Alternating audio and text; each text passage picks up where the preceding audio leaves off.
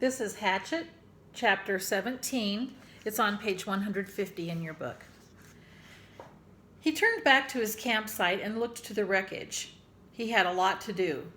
Rebuild his shelter, get a new fire going, find some food or get ready to find some food, make weapons, and he had to work slowly because his ribs hurt. First things first. He tried to find some dry grass and twigs and then peeled bark from a nearby birch to shred into a fire nest. He worked slowly, but even so, with his new skill, he had a fire going in less than an hour. The flames cut the cool, damp morning, crackled, and did much to bring his spirits up, not to mention chasing away the incessant mosquitoes. With the fire going, he searched for dry wood. The rain had driven water into virtually all the wood he could find, and at last located some in a thick evergreen where the top branches had covered the lower dead ones, keeping them dry. He had great difficulty breaking them, not being able to pull much with his arms or chest muscles, but finally got enough to keep of the fire going all day and into the night. With that, he rested a bit, eased his chest, and then set about getting a shelter squared away. Much of the wood from his original wall was still nearby, and up in back of the ridge he actually found a major section of the weave still intact. The wind had torn it out, lifted it, and thrown it to the top of the ridge, and Brian felt lucky once more that he had not been killed or more seriously injured, which would have been the same, he thought. If he couldn't hunt, he would die, and if he were injured badly, he would not be able to hunt. He jerked and dragged wood around until the wall was once more in place, crudely, but he could improve it later. He had no trouble finding enough pine boughs to make a new bed. The storm had torn the forest to pieces. Up in the back ridge, it looked like a giant had become angry and used some kind of massive meat grinder on the trees. Huge pines were twisted and snapped off, blown sideways. The ground was so littered with limbs and treetops sticking every which way that it was hard to get through. He pulled enough thick limbs for a bed, green and spicy with new broken sap smell, and by evening he was exhausted, hungry, and hurting. But he had something close to a place to live again, a place to be. Tomorrow, he thought as he lay back in the darkness, tomorrow, maybe the fish would be back and he would make a spear and a new bow and get some food. Tomorrow, he would find food and refine the camp and bring things back to sanity from the one completely insane day. He faced the fire. Curving his body, he rested his head on his arm and began to sleep when a picture came into his head. The tail of the plane sticking out of the water. There it was, the tail sticking up. And inside the plane, near the tail somewhere, was the survival pack. It must have survived the crash because the plane's main body was still intact. That was the picture, the tail sticking up and the survival pack inside, right there in his mind as he dozed. His eyes snapped open. If I could get at the pack, he thought. Oh, if I could get at the pack. It probably had food and knives and matches. It might even have a sleeping bag. It might have fishing gear. Oh, it must have so many wonderful things. If I could get at the pack and just get some of those things, I would be rich. So rich if I could get at the pack. Tomorrow. He watched the flames and smiled. Tomorrow, I'll see. All things come tomorrow. He slept, deep and down with only the picture of the plane tail sticking up in his mind. A healing sleep. In the morning, he rolled out before true light. In the gray dawn, he built up the fire and found more wood for the day, feeling almost chipper because his ribs were much better now. With camp ready for the day, he looked to the lake. Part of him half expected the plane tail to be gone, sunk back into the depths. But he saw that it was still there. It didn't seem to have moved at all. He looked down at his feet and saw there were some fish in his fish pin looking for tiny bits of bait still left from before the wind came. He fought impatience to get on the plane project and remembered sense, remembered what he had learned. First, food, because food made strength. First food, then thought, then action.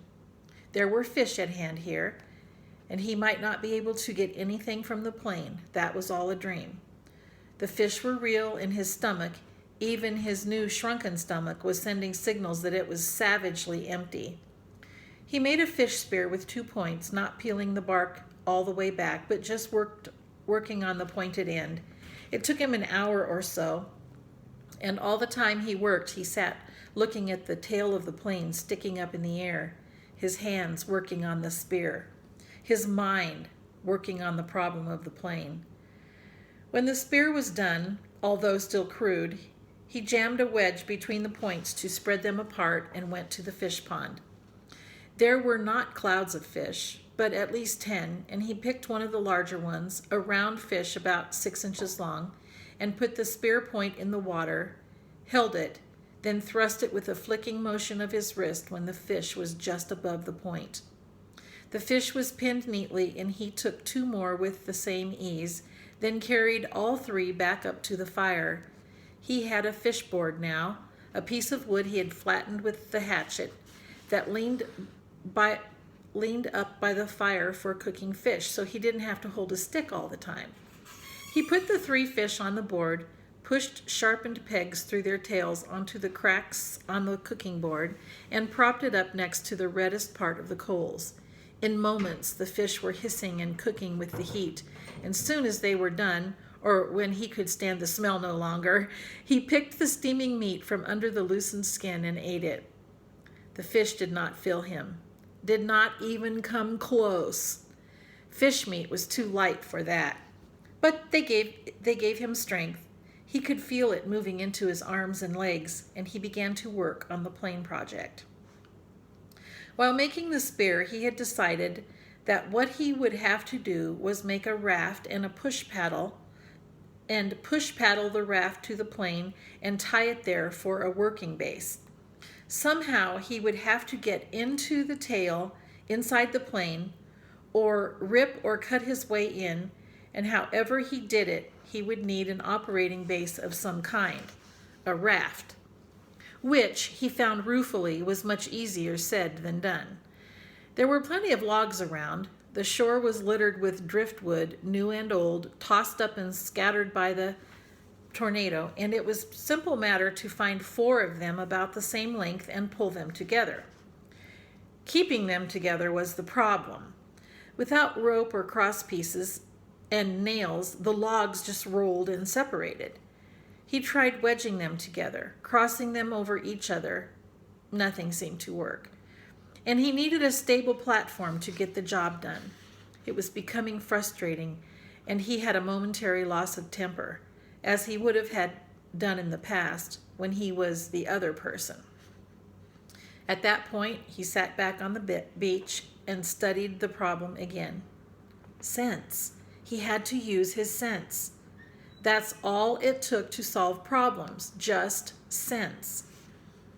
Then it came.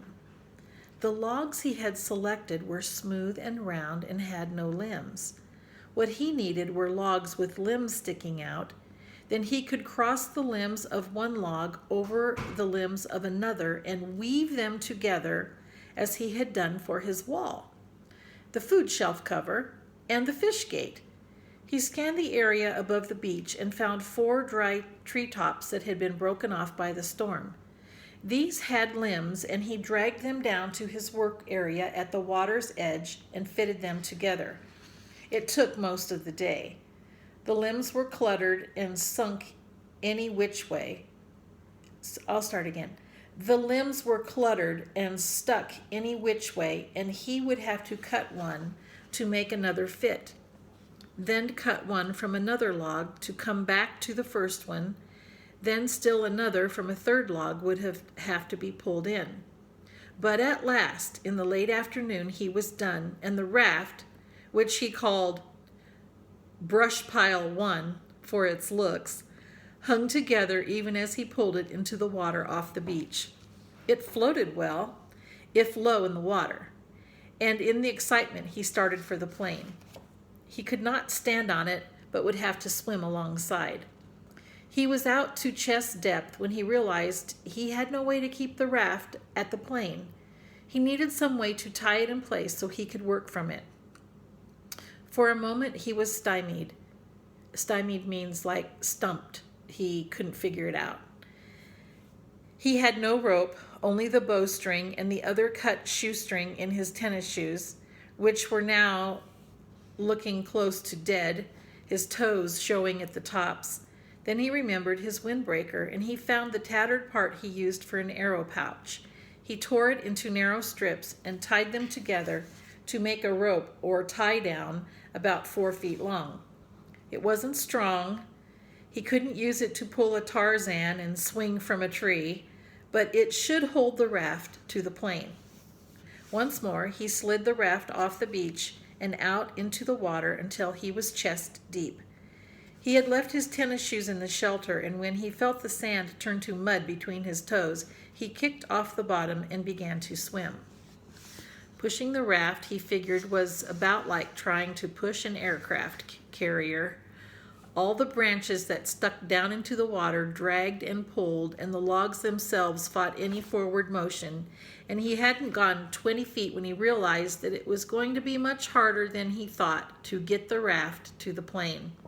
It barely moved, and if he kept going this way, he would just reach the plane at dark.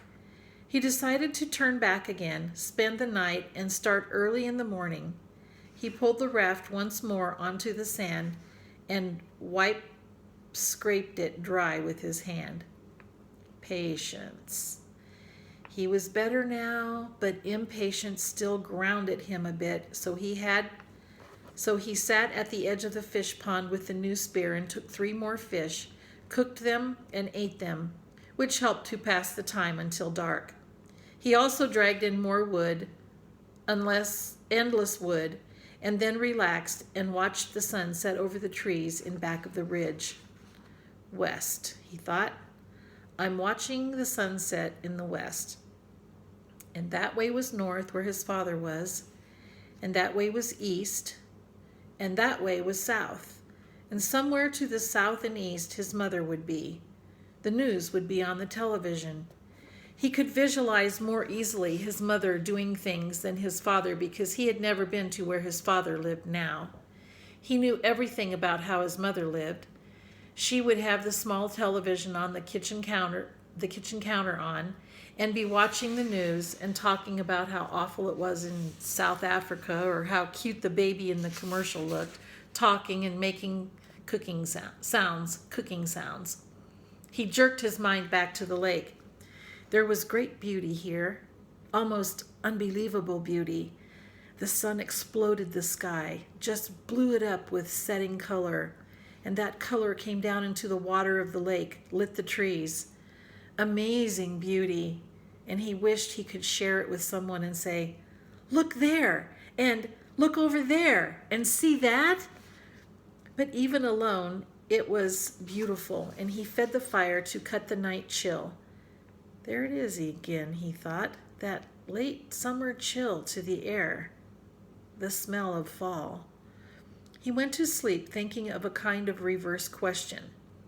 He did not know if he would ever get out of this, could not see how it might be, but if he did somehow get home and go back to living the way he had lived, would it be just the opposite? Would he be sitting watching television and suddenly think about the sunset up in the back of the ridge and wonder how the color looked in the lake? Sleep. In the morning, the chill was more pronounced, and he could see. I need to stop here and go to part 2.